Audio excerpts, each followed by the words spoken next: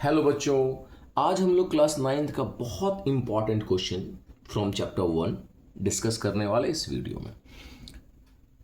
इससे पहले आप लोग पढ़े होंगे rational number, whole number, integer, natural number को नंबर लाइन पे किस तरीके से रिप्रेजेंट किया जाता है। ठीक है, पिछले कुछ वीडियो में मैंने रैशनल नंबर को नंबर लाइन पे रिप्रेजेंट कर बताया है और आप लोगों का बहुत प्यार मिला। ये क्वेश्चन बहुत इंपॉर्टेंट है for class 9। Represent root two, that means irrational number. Root two क्या है? इर्रेशनल नंबर है, बिकॉज ये जो है टर्मिनेट नहीं होगा, रिपीट नहीं होगा। ठीक है, तो ऐसे नंबर और इनको पी वाई क्यू के फॉर्मेट में हम नहीं लिख सकते, इसलिए ये इर्रेशनल नंबर है। इर्रेशनल नंबर को हम लोग रियल नंबर बोलते हैं और इसको नंबर लाइन पर हम रिप्रेजेंट कर सकते हैं। तो उसके लिए हमें क्या करना होगा? देखिए, सबसे पहले हमें पेंसिल और स्केल के हेल्प से एक लाइन ड्रॉ करना होगा। ठीक है, क्योंकि नंबर लाइन पर रिप्रेजेंट करना रूट टू को, तो आपने क्या करना है? एक लाइन ड्रॉ करना है इस तरीके से। एक लाइन ड्रॉ कर लीजिए है, दोनों साइड में आपने एरो पुट कर देना है।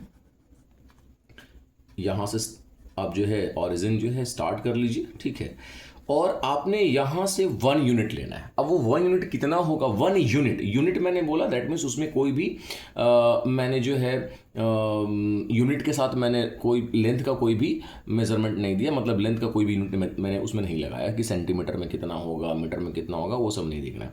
मैंने बताया कि आपको यहां से 1 यूनिट लेना है। वो 1 यूनिट 1 सेंटीमीटर हो सकता है, 2 सेंटीमीटर हो सकता है और 3 सेंटीमीटर हो सकता है, या इवन उससे बड़ा हो सकता है, बट मैं सजेस्ट करूंगा आपको कि आप 3 सेंटीमीटर लो। तो यहां से आपने ऑलवेज 1 यूनिट को कितना लेना है? 3 सेंटीमीटर लेना है। ठीक है, ये मैंने ले लिया यहां से लेकर, यानी ओ से लेकर ए तक कितना ले लिया मैंने? 1 यूनिट, और आपने यहां लिखना है 1 यूनिट। और आप देखिएगा कि मैं पेंसिल से इसको बना रहा हूं, तो आपको भी किससे बनाने हैं? पेंसिल से ही बनाने हैं। ठीक है, क्योंकि ये नंबर लाइन रिप्रेजेंट करना है। जैसे आपने ओ ए ले लिया 1 यूनिट, ठीक है, उसके बाद ए पर आपको बनाने हैं 90 डिग्री। 90 डिग्री आप प्रोटेक्टर से भी बना सकते हैं, ठीक है, और कंपास से भी बना सकते हैं। यानी ये प्रोटेक्टर, ये कंपास, दोनों में किसी से बना सकते हैं, बट आप प्रोटेक्टर से बना लें, कोई प्रॉब्लम नहीं है। यहां पर ऐसे रख लीजिएगा, लाइन के ऊपर में ब्लैक वाला लाइन ओवरलैप करना चाहिए, और ठीक ऊपर देखिए 90 डिग्री है। ठीक है, यहां पर मुझे 90 डिग्री बनाने का सेंस क्या है कि एक परपेंडिकुलर लाइन बनेगा।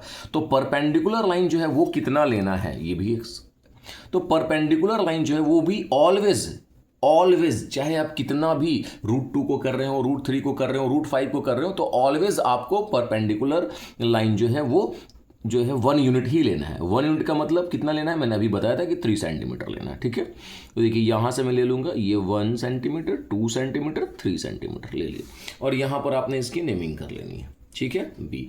उसके बाद अच्छा, ये वाला पार्ट और ये पार्ट इक्वल हो गया, ये भी हो गया कितना? 1 यूनिट। ठीक है, फिर आपने ओ से बी को ज्वाइन कर देना है, हियर दिस वन ज्वाइन कर देना। ठीक है, तो यहां ये एक राइट एंगल ट्राइंगल बन गया। क्लियर है? अब ये जितना वर्क आपने किया है ना, इस वर्क को आपको लिखना है यहां पर। ठीक है, ये आपने क्या क्या किया, और वो लिखना है क्योंकि वो आंसर का पार्ट है। ठीक है, तो आपने क्या किया? आपने पहले लिखना है यहां पर क्या कि take O A equals to 1 unit, यानी आपने ओ ए कितना लिया है? 1 यूनिट, और ये कितना लिया? 3 सेंटीमीटर। यहां दिखा दीजिए, बेहतर है। उसके बाद आपने ए बी परपेंडिकुलर ओ ए आपने ड्रॉ किया, तो यहां लिखना है draw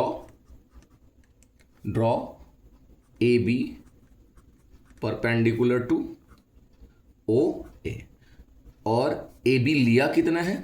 A B is equals to भी आपने लिया है 1 यूनिट, वो आपका 3 सेंटीमीटर है। आई होप यहां तक क्लियर होगा आपको, ये लिखना पड़ेगा। इसके बाद आपने क्या किया? ज्वाइन किया। ठीक है, तो आप लिख सकते हैं यहां से ज्वाइन ओबी को आपने ज्वाइन किया। जैसे ही ज्वाइन किया तो आपको क्या मिला? एक राइट एंगल ट्राइंगल मिला। तो इस ट्राइंगल में आप आ जाएंगे, in triangle O A B में। ओ ए बी में आपको क्या मिल रहा है? A B perpendicular to O A मिल रहा है। ठीक है, अब आप देखो ये एक राइट एंगल ट्राइंगल है, तो 90 के सामने के साइड को हम क्या बोलते हैं?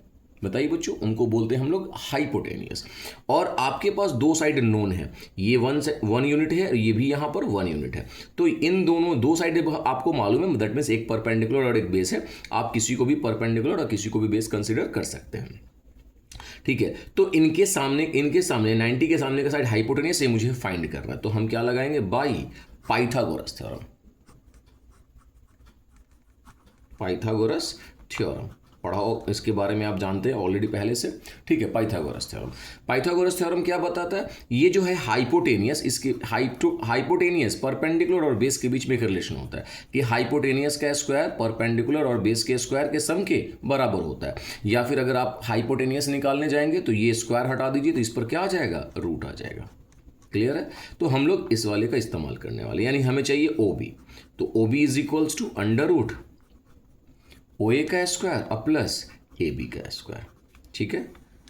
ओ ए का स्क्वायर प्लस ए बी का स्क्वायर। अब आप ध्यान से देखिए, ओ ए कितना है, 1 यूनिट यानी 1 का स्क्वायर। ओ बी कितना है, ए बी कितना है, 1 यूनिट यानी 1 का स्क्वायर। अब 1 का स्क्वायर 1 प्लस 1 क्या आ गया, √2 यूनिट। और आपको √2 यूनिट का लेंथ चाहिए था, आपको मिल गया। यहां से ओ बी कितना मिला, ये मिला आपको √2 मिला, ठीक है। इसको पेंसिल से लिखिएगा, मिल गया। यानी आपने फाइंड कर लिया ओ बी। अब क्या करना है, अब आपको लेना है कंपास, और कंपास के ये जो कंपास का पॉइंट है दिस वन, इस पॉइंट को आपको ओ पर रखना है। हियर दिस वन, ओ पर रखा आपने, ध्यान से देखिएगा, ओ पर रखा, और पेंसिल को बी पर रखना।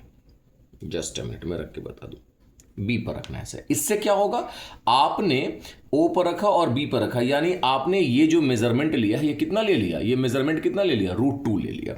यहां रखिए और यहां से एक लाइन नीचे की तरफ ड्रॉ कर लीजिए, यानी इस लाइन पर ड्रॉ कीजिए।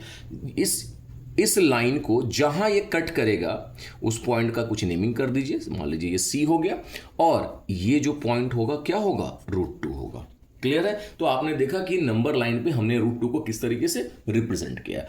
अगर आपको ये चीजें समझ में आ रहा है और आप मेरे चैनल पर नए हैं तो चैनल को सब्सक्राइब करें, वीडियो को लाइक करें, अपने दोस्तों में ज़्यादा से ज़्यादा शेयर करें, ठीक है। और सपोर्ट करने के लिए बहुत बहुत शुक्रिया। Thank you.